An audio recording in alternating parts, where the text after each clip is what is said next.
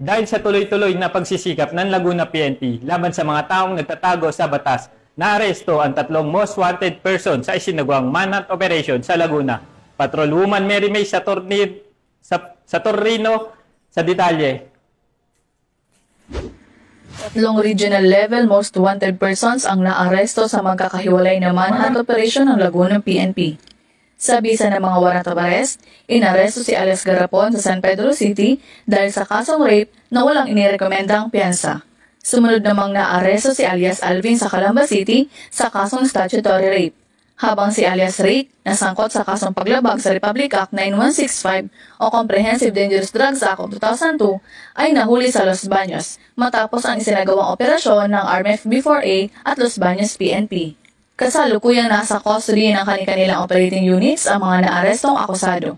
Agad namang inimpormahan ng mga korte na pinagmula ng warrant of arrest sa pagkakaaresto nito. Mga kababayan, ang Laguna PNP ay hindi tumitigil sa pagtugis sa mga nagtatago sa batas upang mabigyan ng agarang hustisya ang mga biktima. Tinitiyak ko na mananagot sa batas ang mga taong ito. Mula rito sa Calabarzon, ako ang yung Police News Network correspondent, Patrolwoman Mary May Sarturio. Alagad ng batas, tagataguyod ng Balitang Polis.